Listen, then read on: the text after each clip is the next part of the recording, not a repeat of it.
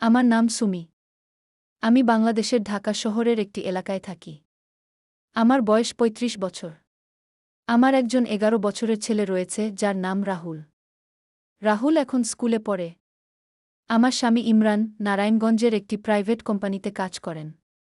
আমাদের বাড়ির মালিক ফখরুদ্দিন আমাকে একেবারেই পছন্দ করেন না।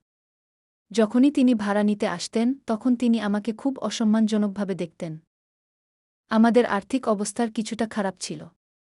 আমরা ঢাকার একটি ছোট্ট ভাড়াবাড়িতে বাস করছিলাম, যেখানে একটাই ঘর ছিল। ঘরের এই সংকীর্ণতায় আমাকে, রাহুল এবং আমার স্বামীকে একসাথে ঘুমাতে হতো। রাহুল কখনো ঘুম থেকে ওঠেনি, তাই আমি আর আমার স্বামী একে অপরের কাছে আসার খুব কম সুযোগ পেতাম। কিন্তু এক সকালে আমার স্বামী আর সহ্য করতে পারলেন না।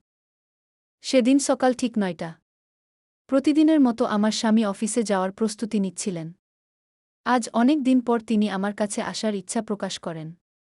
তিনি বাথরুম থেকে বের হওয়ার পর হাসিমুখে বললেন, সুমি, আজ রাহুলের স্কুলের ছুটি। সে এখন ঘুমাচ্ছে। তুমি কি একটু সময় তোমার জন্য বের করতে পারবে? আমি লজ্জা পেয়ে বললাম, এটাই তো শেষ সুযোগ, কারণ রাহুল ঘুমাচ্ছে। আমরা ১০ মিনিট সময় পেলাম। শেষে আমি বললাম, এখন তুমি অফিসে যাও, নইলে দেরি হয়ে যাবে। সেই দিনটি খুব বিশেষ ছিল।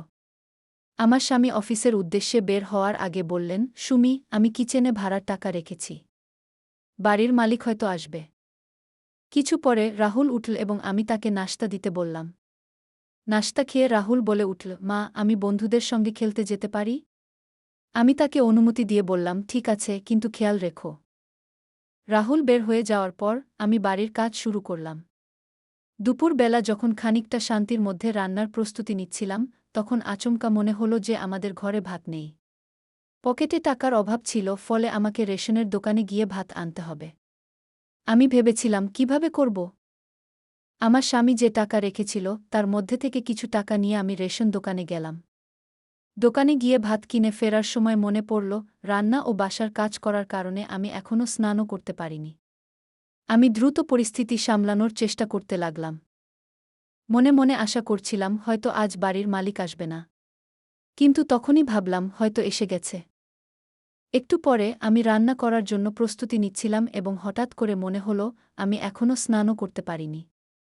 তখন আমাকে খুব তাড়া ছিল, কারণ বাড়ির মালিকের আসার সম্ভাবনা ছিল। আমি দ্রুত রান্না শেষ করে নেবার চেষ্টা করছিলাম, যাতে সময় মতো স্নান করতে পারি। আমি ভাবছিলাম, আমার কিভাবে বাড়ির মালিককে বুঝাবো যে এখনও টাকার ব্যবস্থা হয়নি। ঠিক তখন আমার মনে পড়ল যে আমার স্বামী কিছু টাকা সেভ করেছে বলে বলেছিলেন। আমি দ্রুত রান্না শেষ করে না হলে নিতে উদ্যত হলাম। প্রথমে আমি দেখলাম ঘরে কিছু খাবার তৈরি হয়ে গেছে। তারপর প্যাকেটে থাকা সেই টাকা নিয়ে দ্রুত বেরিয়ে গেলাম। বাড়ির মালিক সাধারণত দুপুরে ভাড়ার জন্য আসতেন। আমি ভেবেছিলাম, এর মধ্যে হয়তো তিনি আসেননি, কিন্তু ঘড়িতে যখন দেখি ২টা বেজে যাচ্ছে, তখন আমার চিন্তা বাড়তে লাগল। আমি দোকান থেকে নিয়ে আসা ভাতের প্যাকেটটি মন দিয়ে রাখলাম এবং ভাবলাম, দ্রুত যদি বাইরে গিয়ে চেক করি। যেমন আমি এলাম, মুখে নরম হাসি নিয়ে রাস্তার দিকে তাকিয়ে দেখলাম, আমার বাড়ির মালিক এসে গেছেন। তিনি রেগে ধমক দিয়ে বললেন, সুমি, ভাড়া দিলে আনো, না হলে এই বাড়ি খালি করো। আমি খুব ভ্রষ্ট হয়ে গেলাম। আমি তাকে বললাম, অনুগ্রহ করে একটু সময় দিন, আমি কাল পুরো ভাড়া দিয়ে দেব। কিন্তু তিনি কোনো কথা শুনলেন না। তিনি একটানা বললেন, আজকের মতো কিছু হতে পারে না। তুমি বা তো ঘোড়া চাপা দাও, নয়তো বাড়ি খালি করো। আমি তার কথায় খুব হতাশ হলাম। মনে মনে ভাবছিলাম, ভদ্রতা করা উচিত, কিন্তু কিভাবে? আমার চোখে জল চলে এলো। এবং আমি বলেছিলাম, ঠিক আছে, আমি আপনার ঘোড়া চাপা দেব। কিন্তু আপনি বাড়িটি খালি করো না। আমি কি করেছি তার ফলাফল ভেবে চিন্তায় যাই। তখন মনে পড়ে গেছে, তিনি বিশেষভাবে তার সাদা ঘোড়াটির যত্ন নিচ্ছেন।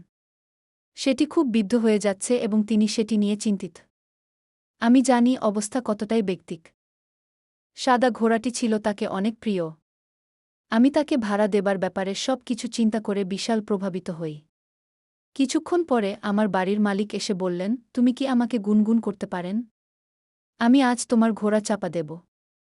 আমি বিনয়ের সাথে বললাম, ঠিক আছে, আমি যেতেই হবে। আমি আমার ঢাকায় আসা কাজে ৩ ঘণ্টা নেব। শেষ পর্যন্ত পরে তার ঘোড়ার কাছে গিয়ে হাজির হলাম। একা যাওয়ার পর আমি অনুভব করছিলাম যে এজন্য আমি কতটা অসম্ভব হয়ে গেছি। সাদা ঘোড়ার প্রতি আমার বাড়ির মালিকের বড় প্রেম ছিল। তবে আমার মনে গভীর দুঃখ ছিল, কারণ আমি বুঝতে পারছিলাম আমি তাকে ঘোড়ার জন্য চাপা দেওয়ার মতো পরিস্থিতিতে নিচ্ছি। আমি জানি না কেন, কিন্তু আমি তাকে বোঝাতে চাচ্ছিলাম যে মহানির্দেশনা ছাড়া কিছু করা উচিত নয়।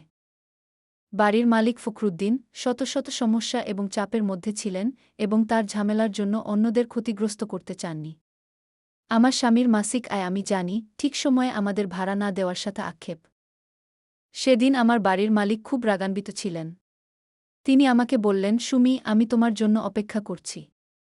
তুমি কি করছ? তখন আমি সাহস নিয়ে বললাম, ফখরুদ্দিন ভাই, আমি বুঝি আপনার পরিস্থিতি। আমি আপনাকে বলেছি আমি টাকাগুলো ঠিক করব। তিনি বিনয়ের সহিত মুচকি হাসলেন এবং বললেন, আমি জানি। তুমি যদি একটি ঠিক সময় দাও তবে আমি তোমার অপেক্ষা করতে রাজি আছি, কিন্তু শেষবারের জন্য। তখন তার কথা শুনে আমার মনে হালকা অভিনবতা এল। আমি গভীরভাবে চিন্তা করতে লাগলাম, বাচ্চাদের জন্য কিছু করতে পারব বলে। মনে পড়ে গেল, আমি কি করলে তাদের ছাড়া থাকতে পারব। আমি ভেবে বললাম, আচ্ছা, আমি চেষ্টা করব। কিন্তু আমি চাই আমার ছেলে রাহুল যেন এর মধ্যে কিছুটা আনন্দ পায়। ফলে একটা আশার আলো বাড়ে। আমি বাড়িতে ফিরে এসে বললাম, ইমরান, আমি ভাবলাম পর কাজ করব। তুমি কি ভাবো? ইমরান বুঝতে পারলেন যে আমাকে কাজ করতে হবে এবং আমাকে সমর্থন দিতে ইচ্ছুক। তিনি সহানুভূতির সঙ্গে বলেন, ঠিক আছে, তুমি কাজ শুরু করো। আমার কাজে মনোনিবেশ করলাম এবং যতটা সম্ভব সেবার নানান কাজ নিয়ে ব্যস্ত হলাম। আমি ভেবেছিলাম, যদি আমি কিছুটা আয় করতে পারি, তাতে অন্তত আমাদের ভাড়া দিতে সুবিধা হবে। তবে আমার স্বামী বললেন, তুমি শক্তিশালী। আমরা সব কিছু মোকাবেলা করতে পারব। আমাদের জন্য সংগ্রাম করে দিনগুলো কাটাতে লাগল, কিন্তু আমার বিশ্বাস ফিরে আসতে লাগল। প্রতিদিন এক নতুন আনন্দের সমাহার নিয়ে আসছিল। আমি নিশ্চিত ছিলাম যে আমি এবং আমার স্বামী এই সমস্যা কাটিয়ে উঠব এবং ভবিষ্যতে নিজেদের এবং আমাদের সন্তানের জন্য ভালো একটি জীবন গড়তে পারব। দিনগুলো চলতে লাগল। আমি জানতাম আমাদের অর্থনৈতিক সমস্যা রয়েছে, কিন্তু আমি মনে মনে দৃঢ়প্রতিজ্ঞ ছিলাম যে আমি এই পরিস্থিতি কাটিয়ে উঠব। আমি একটি ছোট কাজে যাত্রা শুরু করলাম এবং ব্যবসা করতে লাগলাম। ব্যবসার মাধ্যমে আমি কিছু আয় শুরু করি যা আমাদের ভাড়ার সমস্যা সমাধানে সাহায্য করছিল।